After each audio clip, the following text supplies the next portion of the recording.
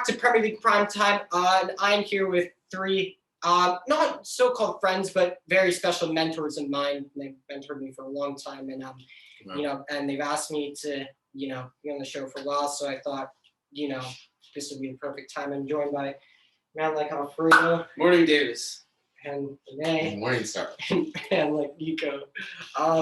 We're here to give you a post-match interview and our thoughts on Manchester United's 4-1 thumping of Newcastle. Cristiano Ronaldo, of course, who else would get that first goal for Manchester United right before the break. Javier Mendes equalizing for Newcastle. Then Ronaldo striking once again, and Bruno Fernandes and Jesse Lingard added on the count. And Nico, start with you for the goalkeeping performances, because I know that you were played as a goalkeeper throughout your college career and your high school career and club career, etc. What did you make of just the goalkeeping performances on both sides, just in particular? Yeah, well, to start with the Newcastle goalie, what's his name? It was it wasn't Darlow. Darlow wasn't in that. What was his name? But it was their backup goalkeeper. I know he was making his debut today. I think he's a youngster from the academy, as far as I know. But what did you make of his performance today? Okay, so I mean, obviously, I think the game in the first several minutes, both teams looked good. Obviously, there was a turn in the momentum once the Newcastle goalie gave up the first goal, and I think from there that really set the momentum for Manchester United to really start to pick up the pace, pick up the heat in the game. And I mean, first goal, I think he could have done better. Then the last couple were a lot harder shots. Ronaldo's second goal, I think he may have been able to do better as well. He went through his legs. Third goal, which was Bruno Fernandes scored an absolute stream. I don't think any keeper on the planet would have saved that. There's nothing you could do about that one. Yeah, no, that one wasn't really much you could do. But overall, I think his performance could have been better. But since it's his debut, more power to him. And he'll probably go back, watch this game, and take notes, and just a big experience for him. So moving forward, I'm sure he'll do better. Yeah. Thank you for Rene for reminding me. Freddie Woodman is the name of the goalkeeper. And Daveye, on the other hand, didn't have a whole lot to do, but when he needed to come up, he made the saves that he needed to make. Thoughts on his performance today? On De Gea? Yes. I thought De Gea did. Was De Gea tested today? He really wasn't. Aside from that one shot, I mean, he had a couple times where I think he was stretched, but he wasn't necessarily stretched nearly that much. No, he didn't. Yeah, as I said, he didn't really have a whole lot to do. Yeah, all of his saves were pretty comfortable. I think he made the saves he had to make. Davis. I think your goalie wasn't really tested a whole lot. So luckily for you, you didn't have to have your panties in a bunch too much during the game. I think if we're going to do a post-game match analysis, we're probably going to stick in the defensive third of Newcastle. Yeah, absolutely. Right? Well, and Rene, I'll shoot to you because I know that you're watching, because I know you're a coach in the making and you're looking at both sides. I didn't follow my coaching account, Coach Colazos, at Coach Colazos on Instagram. Thanks. And I mean, Newcastle's tactic was just pretty basic from the start. I think anybody who's been watches a game and knows tactics could have just seen what it was. They sat back and tried to use the pace of Alain Saint-Maximin to get in behind. It really just wasn't working at all, was it? Yeah, but I think when you're Newcastle, given your resources and going up against probably one of the best lineups I've seen United produce in a while, I don't think you have much options but to defend so deep. Now, if you looked at the way that Newcastle was defending this game, they kept a line that was just above the 18-yard box. I probably would have gone with the same strategy. I thought it was an accurate place to be. An accurate tactic. But with defending so deep like that, you have to stay disciplined. You have to stay tight to your man. You have to make sure there's no space. And you could see in the third goal, they left Bruno Fernandes just a little bit of pocket of space, and it was enough for him to come collect the ball and hit a banger top ends. Yeah. So. Yeah, you put it there perfectly. And for our last thing before we get to the player ratings, Manchester United, I mean, they have a real attacking conundrum on their hands. It's when you look at Marcus Rashford, he's not even fully fit. I mean, Jesse Lingard's even gotten playing time. You have the likes of Edinson Cavani to come back. You have Anthony Martial. You have Jadon Sancho, Mason Greenwood, who's been on fire. You have Amad Diallo, who's just on the bench. And I mean, Paul Pogba, he can be thrown out wide as well. Some even say Donny van de Beek can be thrown out there. Jesse Lingard, you have Juan Mata, who's still here. I'm knowing how. And this is going to be a real problem for Solskjaer, isn't it? It is. I think all the players have their work cut out for them. There's going to be a lot of competition in the locker room. They're going to be fighting for playing spots, as you saw.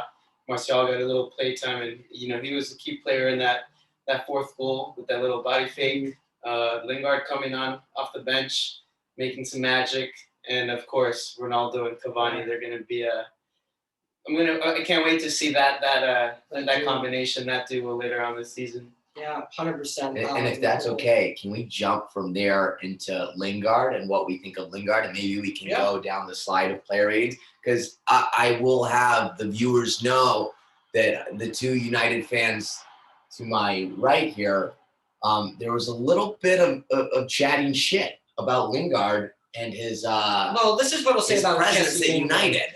This is what I've said about Jesse Lingard. I think I like Jesse. He's a good lad. He has a lot of qualities.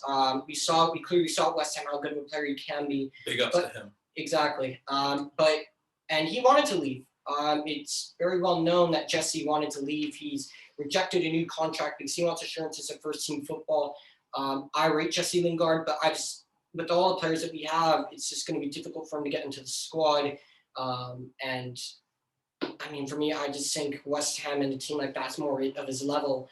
But look, I wish Jesse Lingard nothing but the best. If he stays here and he's happy to be a squad player and he comes on and does a job, I'm more than happy for him to stick around. But I just think it would be in his best interest in his own career and Manchester United's as well in terms of the money that you can get to shift him on. Alfredo, thoughts on Lingard before we get into the player ratings? I think you touched on it. He did a fantastic job that season with West Ham. I was surprised to see him come on for Sancho when Sancho was doing pretty well second half. But Sancho, phenomenal, huh? Phenomenal. He was destroying the left side, and I was a little surprised when he came on for Sancho. But I'm glad to see him get a goal. Hopefully that gets his morale up and he can start be part of that rotation with Man United. Yeah. Well, there you have it. And we're just going to quickly get into the player ratings. Nico, I'll start with you. Daveye in goal. We'll scale it from 0 to 10. What would you give De Gea for today? I mean, as we said before, he really wasn't tested that much. He really wasn't that much. Let's talk about that goal. I mean, I don't think it was his fault, right? No, it wasn't his fault. I don't think he could have saved that. The most he could have done there, honestly, would be to cut off that angle a little bit faster, but still it's like a bottom right bin shot. And so not a whole lot you could do, but I mean, the most you could do as a goalie in that situation, just make yourself big and just like try to cut off that angle a little bit quicker. He didn't really come off his line too fast, but I mean, aside from that, I mean, that's pretty nitpicky. Seemed like he had a decent game overall. I mean, he wasn't really tested a whole lot. His backline seemed to keep the game his backline seemed to keep him in the game. So, I think he did well today as well. I do think he does look a little bit like a Dr. Seuss character, kind of like what you were saying. He definitely looks like that one dude from Horton Hears a Who. Other than his physical traits, I mean, he had a good game. Aside from physical traits, because there's some people that got it, some people that don't, in regards to looks, and just as long as you have the talent and as long as you got the techers, you know, you will be considered at the professional level. So here we are. All right, so what are you giving Daveye out of 10? You know, I'll give him like, I mean, it's unfair to give him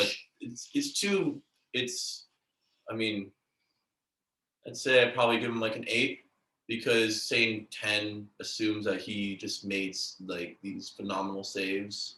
Okay. So, you know, I think it's fair to give him an 8 or a 9. Yeah, fair enough. I'll let you give your play ratings and then I'll go to mine. I'd actually strongly disagree. I'd go to a 6. Again, not that he was bad, but he was average. He didn't have a whole lot to do. I mean, other than the goal, I mean, Daveye may as well pull up a beach chair and you know, have a cup of tea and just sit out and go for a tan. I mean, he may as well because he had nothing to do. He could have just sat out there, read a book, taken a nap, done whatever other than the goal. Didn't have a whole lot to do. To be honest with you. What would have made his score higher out of today? If Newcastle had been smothering us with shots and constantly on the attack and consistently looking threatening and in behind, which they didn't really look a whole lot other than the goal, which was just poor defending on the counterattack. But if they had made constant saves left, right, and center, then his score would have gone up.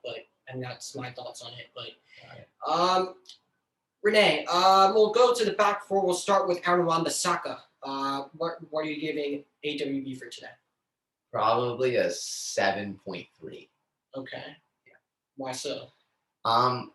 You know, he got on the ball. He distributed the ball. I didn't see a whole lot of mistakes. Maybe 1 or 2 slip ups. But you're also playing against Newcastle.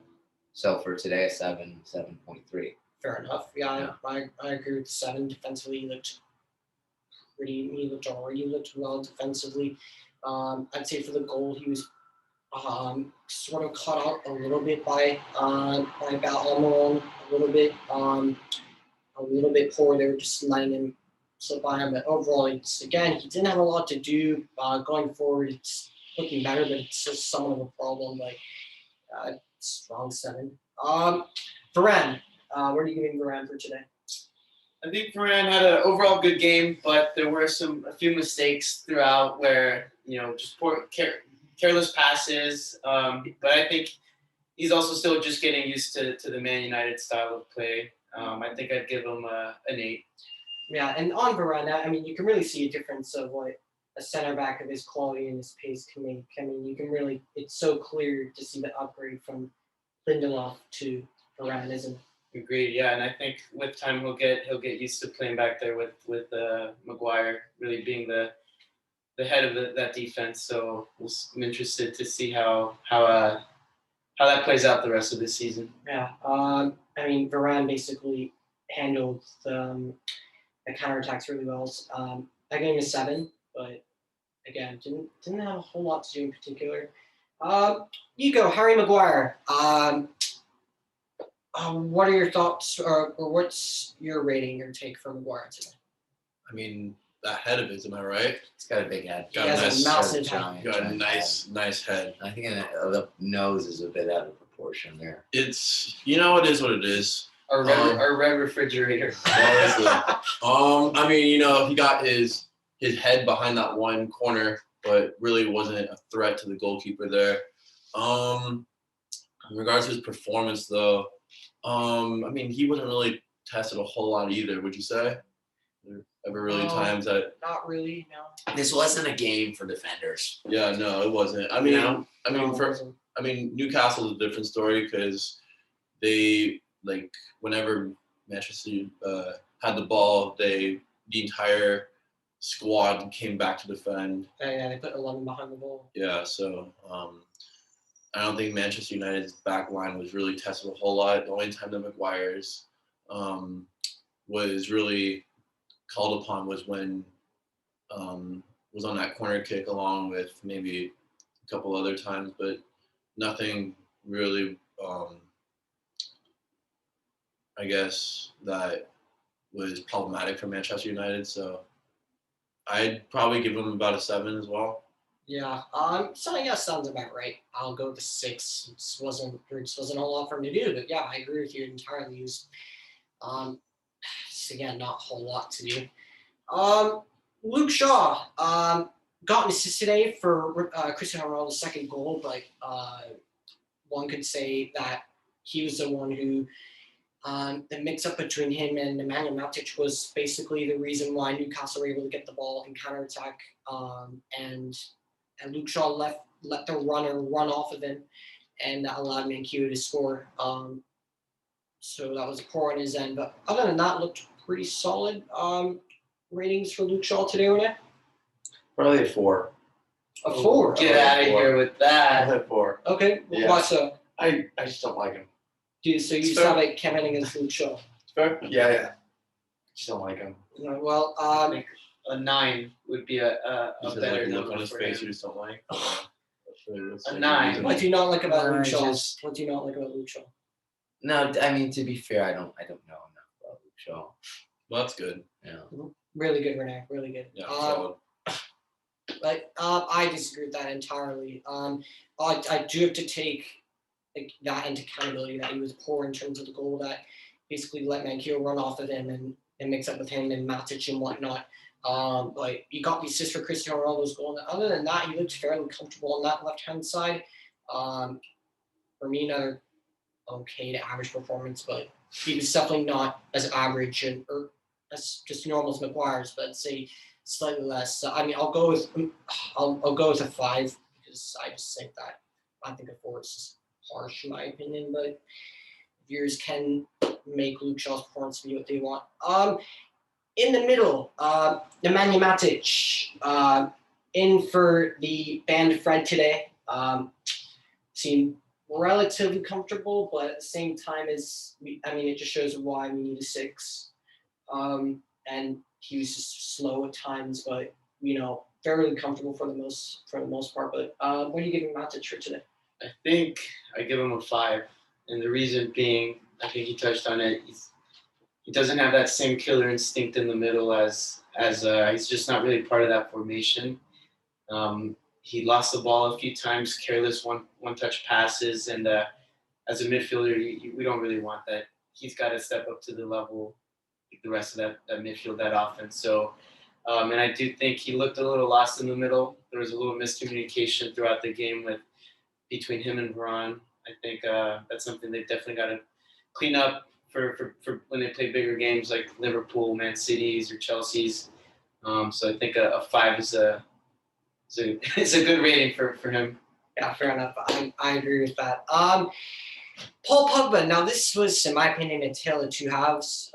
First half, he just didn't look like himself in the sense that and look, everyone knows who watches the show. I adore this guy. I absolutely love him. I love him to death. But it was a tale of two halves for him today. First half, he was just finding himself, and in the second half, he just went off and had a far better second half. But Nico, what did you make of Pogba today?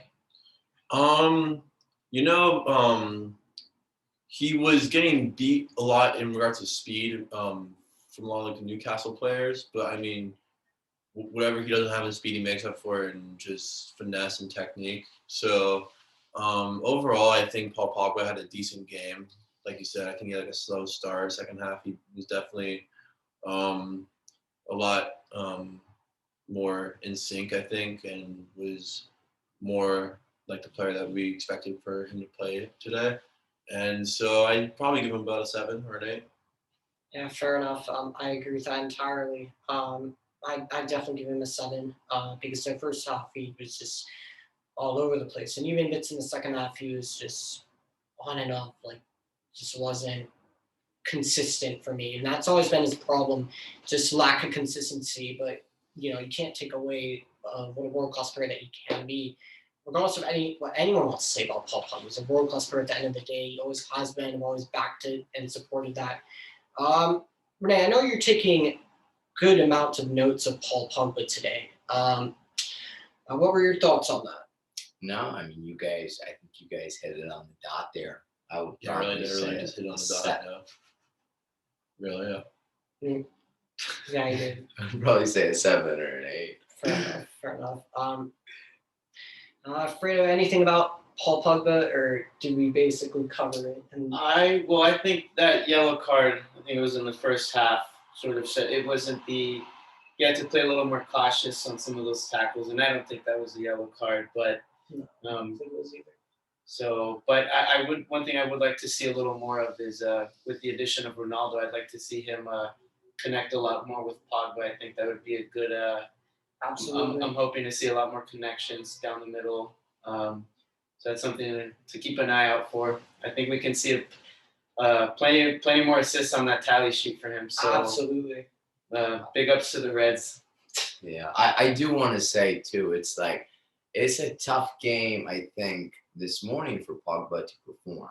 Because if you look at Pogba, I think what he does best is, well, not only assists, but those balls in behind defenders, Absolutely. those balls that break lines, like 30, 40-yard pings, That's you what know? it was. And you can't do that with 10 players behind the ball, defending so deep like that. So I it's hard for me give Paul Pogba a number this morning when I don't think the circumstances were there for him to perform.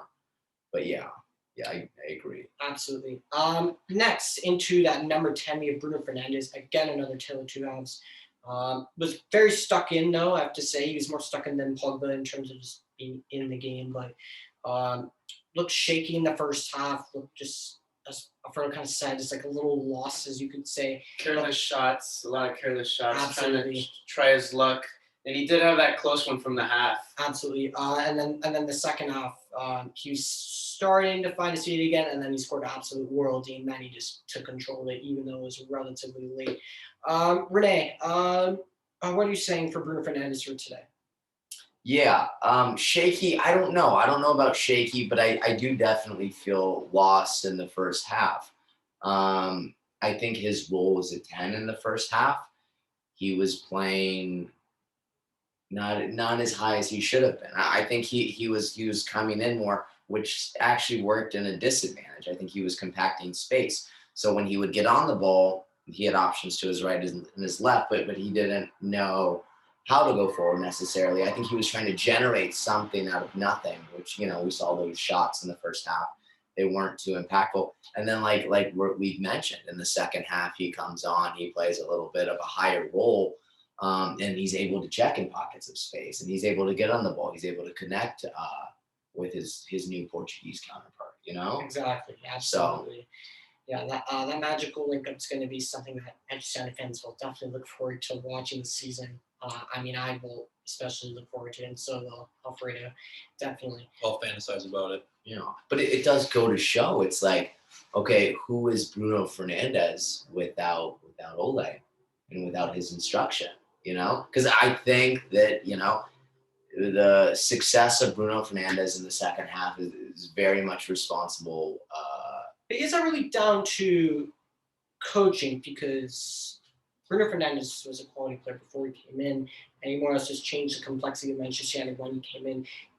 Is that really sort of down to something that Solskjaer may have told him at halftime, or do you think Bruno Fernandes just was able to find himself after the break and just gave him that real reset button for him to just have a far better second half than what we saw in the first half? Or do you really think it was down to something that Ole may have said? Absolutely. No, I think that Bruno Fernandes as a player is effective regardless. I think his touches on the ball, he's a world class regardless. But I do think it takes a coach, and I think we've seen success with Ole, but it does take a coach to give a player like that instructions on how to break lines, especially with a team like Newcastle defending so deep. So, Davis, what are your thoughts? Do you think Bruno's going to be playing in the shadows of Ronaldo, or do you think they're going to complement each other well? Of course, being both Portuguese national players. What are your thoughts on that? It's not only a question that I've just heard from you now. This is a question I've kind of heard from a lot of different people and what I've thought of this. And I'll say what I've said basically every time I've answered this question. I remain consistent for most things that I say, and I remain consistent with this question here. I think it will definitely change the complexion, because when Cristiano is at a team, everything goes to Ronaldo. I think that's just, we saw it at Real Madrid for the most part. We saw it at Juventus basically changed the entire way that they played, and when everything went through Dybala and Higuain, and when Cristiano came in, everything went through him and sort of took the limelight away from Paulo Dybala. But those two found chemistry, and I'm not trying to go on a rabbit trail with Juventus, but Bruno Fernandes and Cristiano have played together already, so they sort of already know how to best link up with one another, and it definitely will take limelight away from Bruno because before Cristiano Ronaldo arrived, Bruno was the man, he was the guy. Him and Paul Pogba were like the two main guys creating things. But I think with Cristiano here, everything or most things will be played through him. But sure will take a little bit of limelight away, but I think it will, in a sense, also add more limelight to him because it will emphasize how important he is in getting those balls to Cristiano, and the same with Pogba. So that's what I've said about it for most of the time. Shifting to you, Alfredo, I know non-stop during the game you were raving, and I mean raving, about Jadon Sancho. Jadon Sancho's going to get the first goal. I know you did, but Jadon Sancho. He had a phenomenal game. He had a very good game. Played 65 minutes before we subbed off. Phenomenal 65 minutes. Thoughts on Jadon Sancho for today? I think I'd give him a 9, and I know he didn't really have much of, he didn't have any assists, he didn't have a goal, but I think he was destroying Newcastle down the left side. His quick feet, quick pace. He was connecting a lot, cutting into the inside, trying to create some chances. So I do not agree with Ollie on his decision to sub him out, but as we saw, it was the best decision for the team. Lingard he brought some energy on the field for the last 25 minutes or so of the game. So, but I'm very amazed. I didn't really get to see Sancho play with Dortmund, but now that he's here in the Premier League, I'm blown away by his quality, and I'm firm 9. Yeah, I thought Sancho was top quality. But I wouldn't give him that high of a score, or not a 9 for me, but he gets a strong 7 because Sancho did cause a lot of problems. Shifting to is kind of on the right-hand side, Mason Greenwood, Nico. Didn't necessarily have the same impact that Jadon Sancho did, although he more or less set up the first goal with the shot that hit that went off of the goalkeeper Ronaldo, got the tap in, and he was causing some problems on the right-hand side. Thoughts on Mason today? I thought Mason had an overall pretty good game. I mean, like you said, he had the assist for the first goal. And right, first goal. Yeah. I mean, I think overall he was creating different chances, and he was effective in doing so, and was able to get the ball around and was up and down the line. So I think he had an overall pretty good game.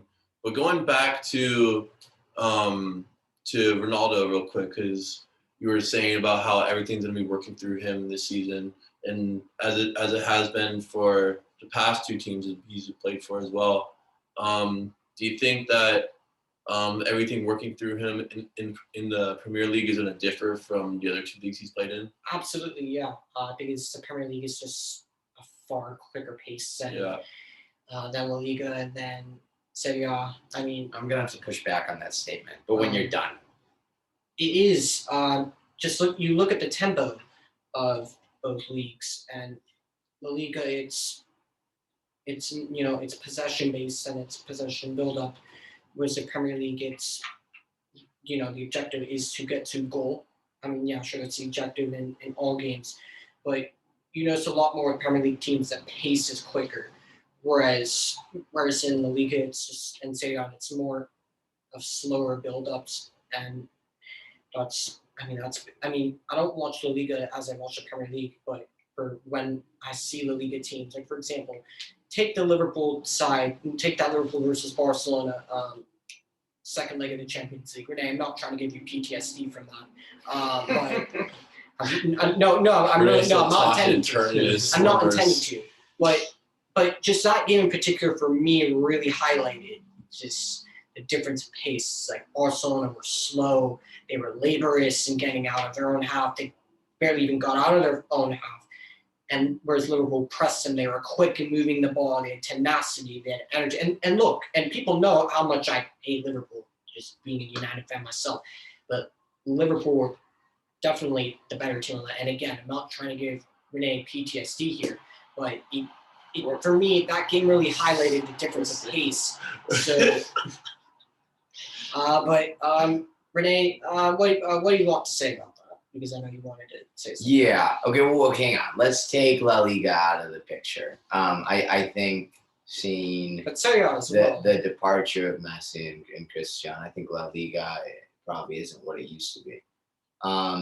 But Serie A is still a very competitive, fast-paced league. I would take the top 5 teams in Serie A and say it's just as competitive.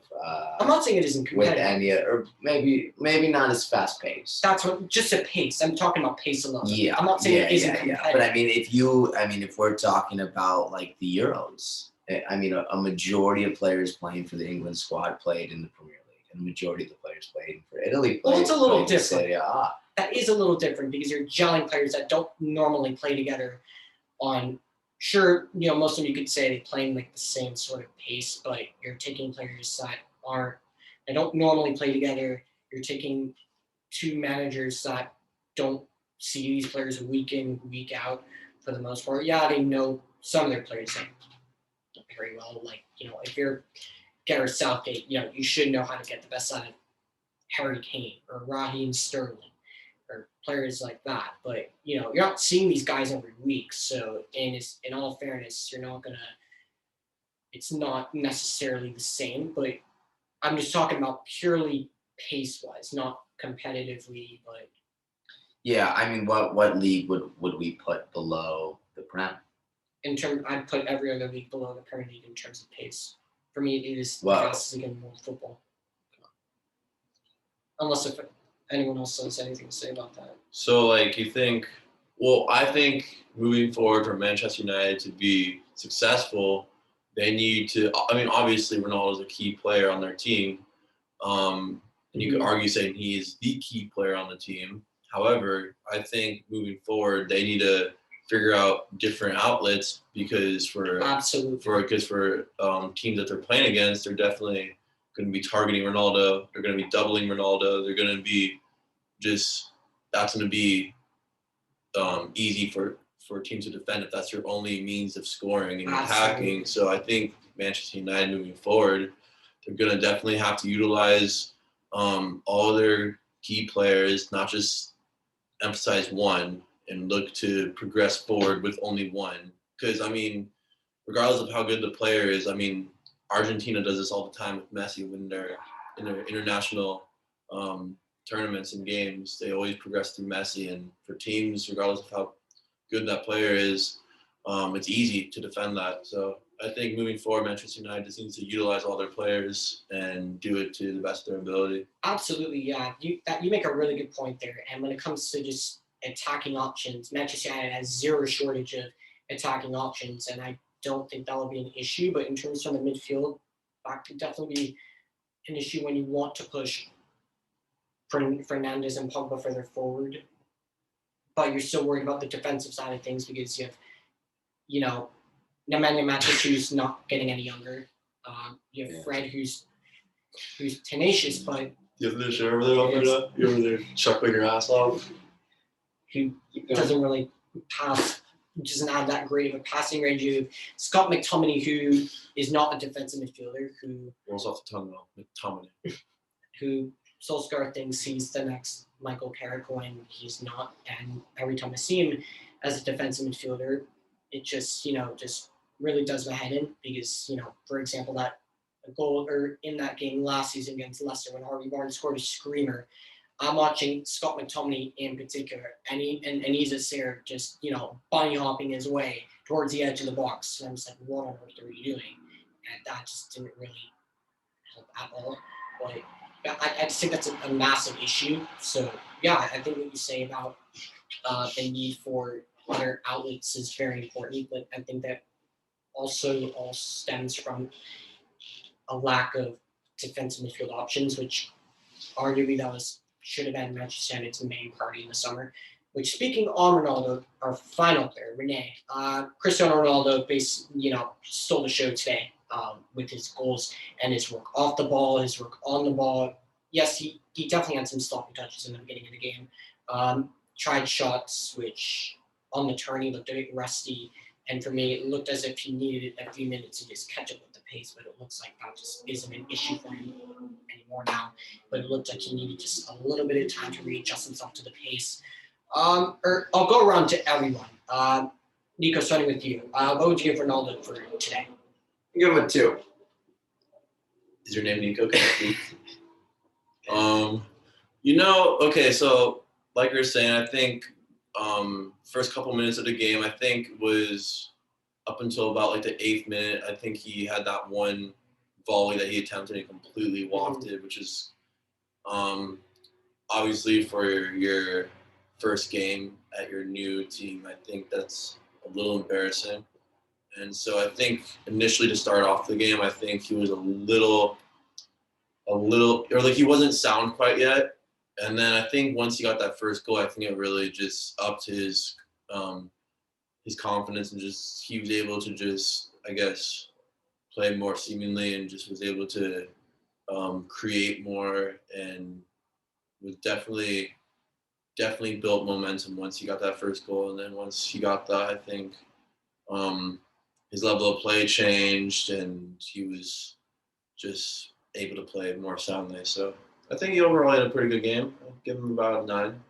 Yeah, absolutely. Rene, coming to you, and please give me the answer please give me the Rene that isn't smoking something clearly. Give me the Rene that's just like normal. So thoughts on Ronaldo? I think 2. No, come on. It's like a 9-10. I mean, this man is, he's one of the few legends in the sport. Absolutely. Hall of Famer. He makes something out of nothing almost every time. So, I mean, watching him on the field perform back in the United kit is something magical. And something almost nostalgic. A poetic return. Return to the Old Trafford. It is a poetic return. Definitely poetic. The turnout in Old Trafford today, I think every was not just for a game, but it was for the return of a legend. Absolutely, you took the words right out of my mouth. Yeah. I mean, it was just it was written in the stars, like it had to be him to score what's in it, and yeah, I think your rating pretty sums up. And lastly, to you, Alfredo, before we wrap up the show, what are you giving CR7 for today? I'm giving CR7 a 9, and the reason being, the man is aging like fine wine. I think Absolutely. I think the first He's half, a freak. the first half, he definitely had a few shots on goal, or trying to force some shots where he had other options, and I think it looked a little shaky at the beginning. But he got that first goal, and the confidence was there. He reignited the flame with Manchester United across the whole team, the fans. So I think he would have got a 10 if he would have got a hat trick. And I think it's just we hold him to that standard. So I think it was a great first game back as a Red Devil, and I think we're serious title contenders this time around. I'm excited to see how they'll compete against top dogs like Chelsea. Absolutely, and Liverpool. Definitely, yeah. Look, he had a great first game, but everyone can still throw out the excuse, oh, it's only Newcastle. It's only Newcastle. But I mean, knowing the ability that this guy has, if he goes into the lead sort of level teams, other than the teams on Arsenal's level, bottom of the table and whatnot, shout out to them because they actually finally, not only did they score a goal, they actually won a game today. Woo! Clap it up for Arsenal. Congratulations, Arsenal, for finally scoring a goal and getting your first win. Big up to yourselves and for the fans who were able to stay mentally stable somehow. Big ups because we we really gotta appreciate them. Because also fans need love right now, and all the love from us at Kennedy from them.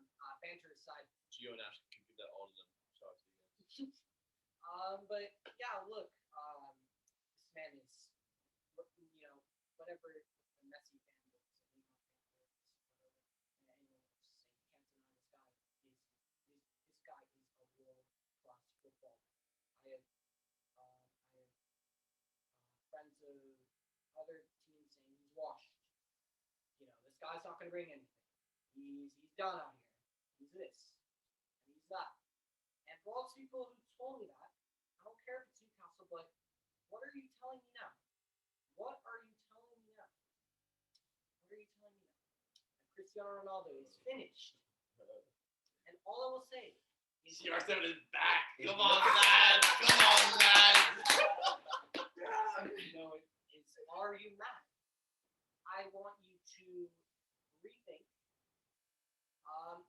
Be in your bonnet, lads. And to just put yourself back into normality in this thing, like you said.